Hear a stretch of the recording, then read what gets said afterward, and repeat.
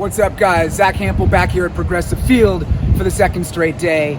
And I'm kind of antsy right now because the status of batting practice is very much questionable. The tarp is partially on the field. It was just over the infield. The grounds crew pulled it off. And I don't know if they're just taking the water off and they're going to pull it back on the infield or if they're removing it. So we'll see. And batting practice here is great. I got those seats out by the bullpens in right center. Great place to catch baseballs both before and during the game. And, you know, the Orioles are here. They hit like crazy. And I feel like I'm going to catch a game home run tonight. We'll see if it happens, but something's in the air. So I'm going to get online and we'll see how this goes. Oh! But first I have to say hi to Rob. What's going on, man? What's up? That's mine. Okay. So I was shaking my head right here because the tarp was on the infield, no batting practice. I was really annoyed at this point, and I just had to take out my frustrations on this bug. And as we take a closer look at it, you'll see why, and if you don't know why, we'll consider this a public service announcement. Spotted lanternflies are an invasive species, always kill those things. Anyway, you can see me getting my ticket scanned again and receiving a wristband for the section out by the bullpens in right center. That is Emmanuel Classe, who is not only talented, but as you'll see right here, he's a man of the people. He finishes playing catch and looks for someone to throw this baseball to.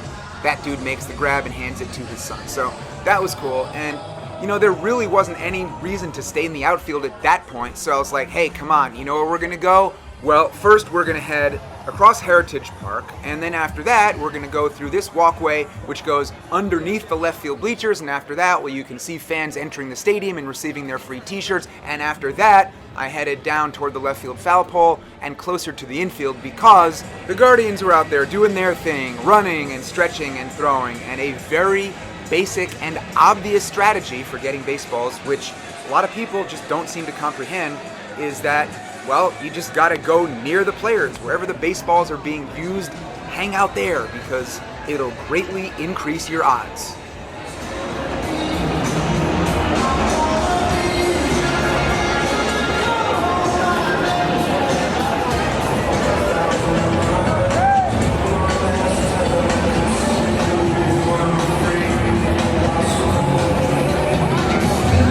And there it is, finally, Brad Goldberg, the Guardians bullpen coach, hooking me up. And as I always say, on days with no batting practice, it feels great to get a baseball early, to get on the board, and avoid the shutout. And today, of all days, a Friday with great weather, t-shirt giveaway, two great teams playing, this place is gonna be packed.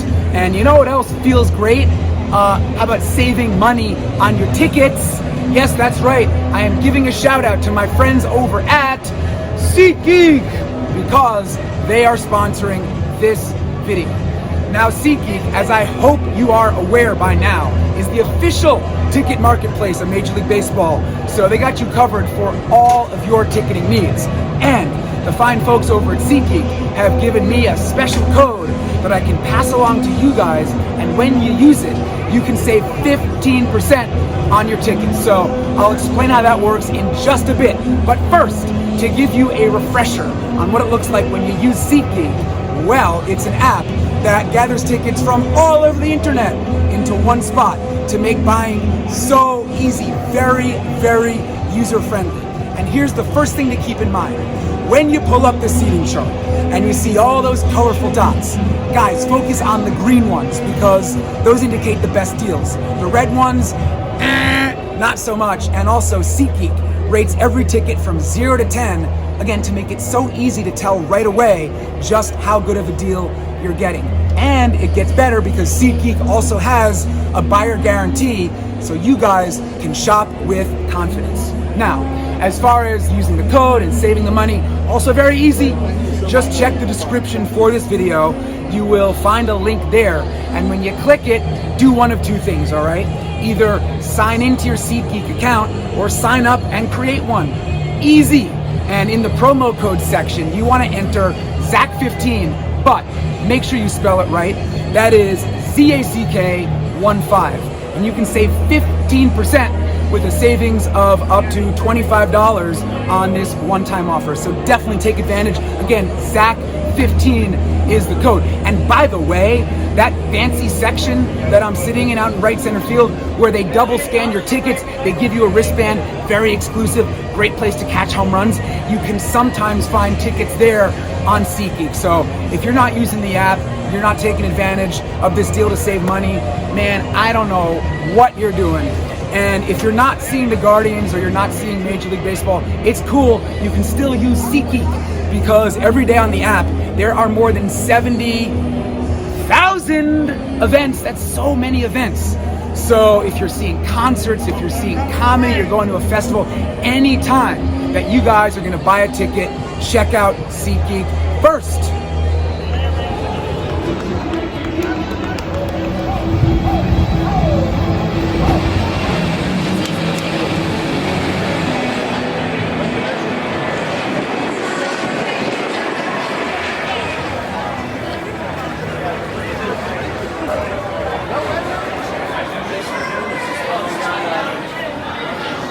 Free exercise, let's go!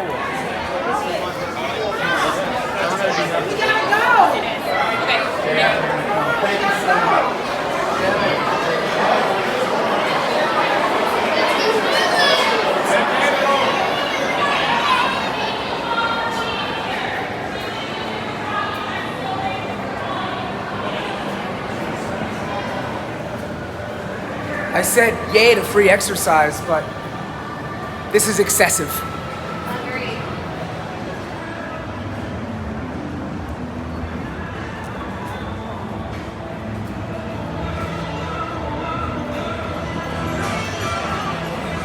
You guys, I am officially declaring it Upper Deck Month here on my YouTube channel. 2 days prior to this in Cincinnati, I had visited the Upper Deck at Great American Ballpark just to scope things out and to enjoy the view. And here in Cleveland, with no batting practice, I figured, well, I might as well do something with all this free time. And in addition to just simply checking out the view, I also wanted to see the new spaces that are in the process of being renovated. It's both down the right field foul line of the Upper Deck and here where I was down the left field foul line. There are new social spaces, that's the one in right field, and over here in left field you can see what it looks like up close. They have these big structures to protect fans from the elements, and there's just a lot of standing room, nice place to hang out. They have some concession stands, and speaking of nice places to hang, that is a look at my section for the game, and thanks to movie magic, look at this. I'm back down in this area, oh yeah, feeling good. This is the place to be right here. So both teams were getting ready for the game. Dean Kramer, the Orioles starting pitcher, and you can just see everything leading up to first pitch. You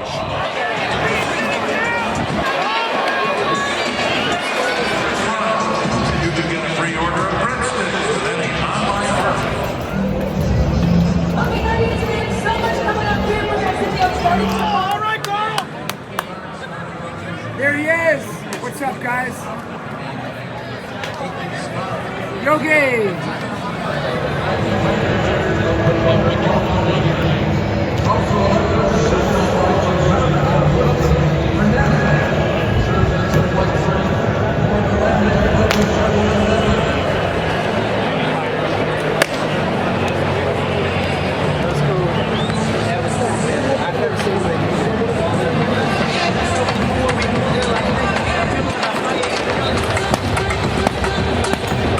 Time for tonight's starting lineup.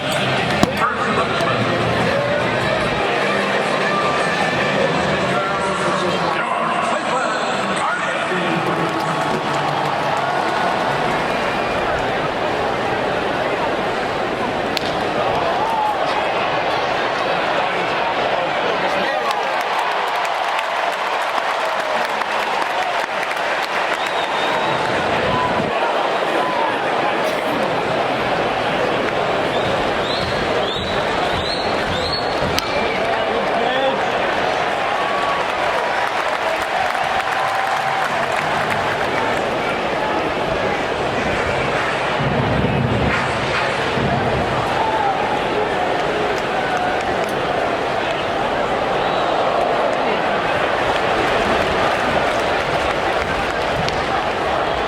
6 up and 6 down. That was the story in the first inning for both teams. Not what I want to see. I don't want a pitcher's duel. I want home runs, especially when the number 8 hitter for the Orioles comes up.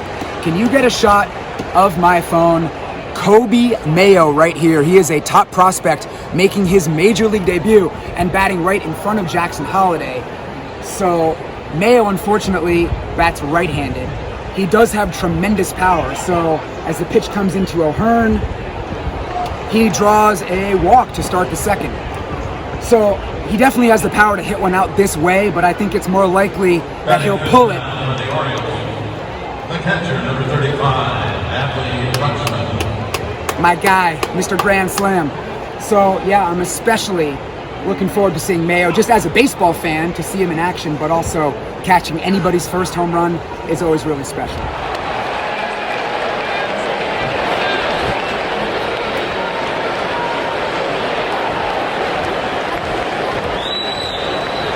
Now that is some plate discipline right there. Kobe drew a walk in his first plate appearance, and Jackson Holliday walked, bases loaded, Colton Cowser, grand slam time.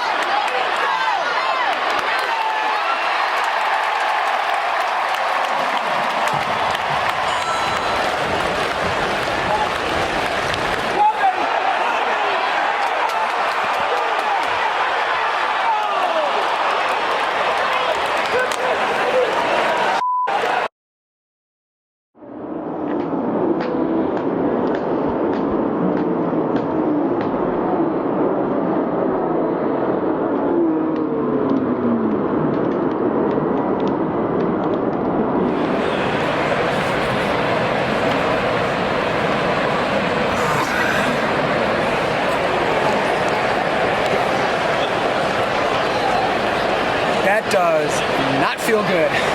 My entire shin is throbbing right now. And by the way, top of the second, and I'm sorry, top of the third, I can't think straight. The Guardians are up 2-1. I'm stupid.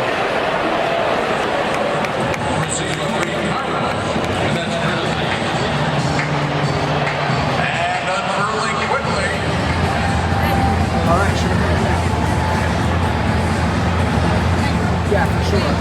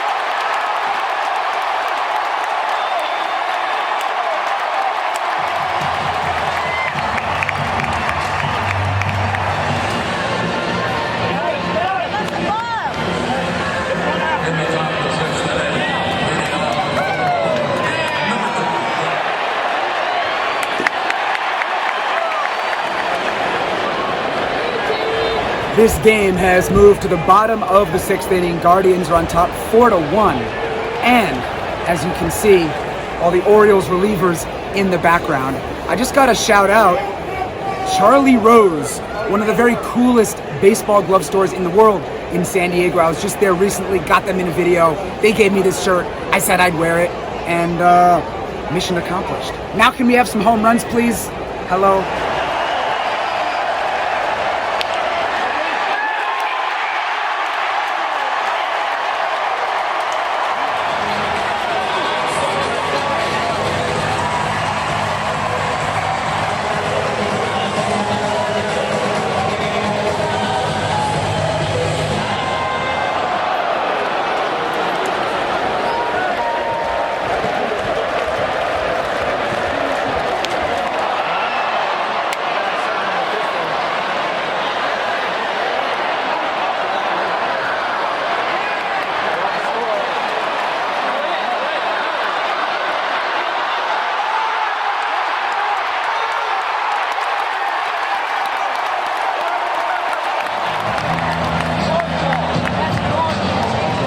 First baseman, Ryan.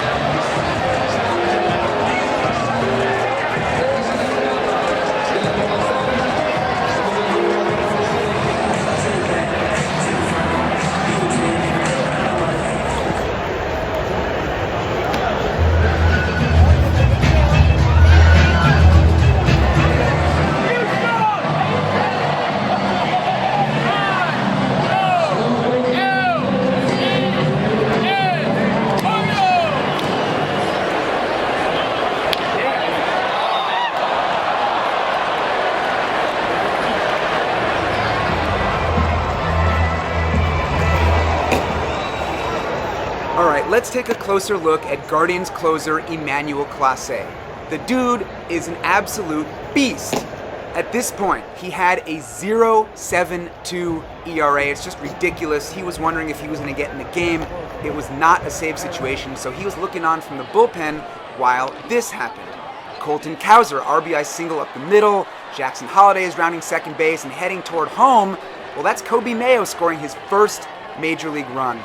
And so a little while later, Clase got the call. You can see him heading into the game right here. Kind of neat to see him up on the Jumbotron, and then my view of him just from 10 feet above walking down the stairs with that cool-ass pink hair. I love it. So he heads into the game, and I mean, it's pretty much over at this point for the Orioles. The Guardians had a 4-run lead, so not a save situation, and look at this. Ricky Passione, the Guardians bullpen catcher, hooked me up with that baseball, so that was my second of the day. Found a kid to hand that one to. And so let's check in on our man, Clase.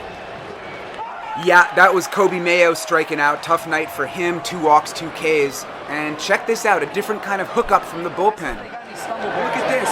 That's actually dirt from the bullpen mound right there. The groundskeeper just hooked it up, not Dasani.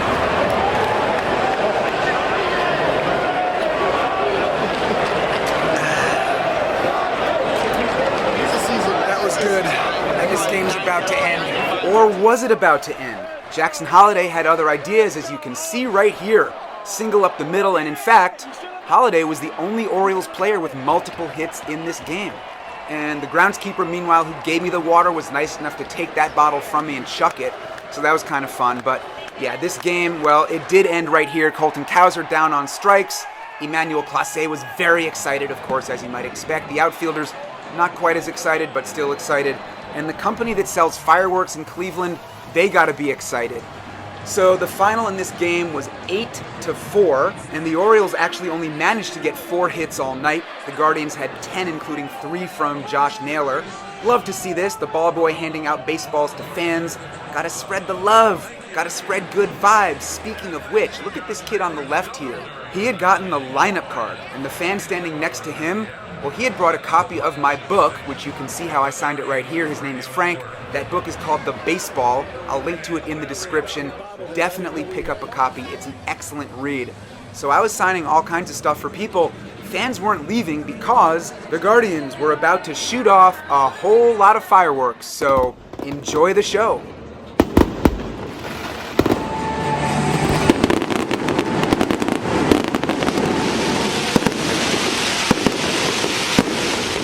And with that dramatic end to the day, I gotta say that personally I feel stupid because I predicted earlier that I was gonna catch a home run. I was feeling it outside the stadium, As it turned out, there was nothing special in the air except all the smoke from the fireworks.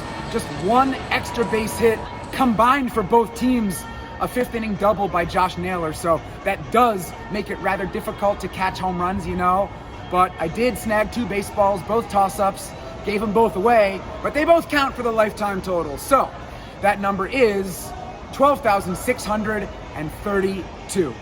Guys, check the description for that SeatGeek info, click the link, use the code, save some money on your tickets, and tomorrow I am driving to Detroit.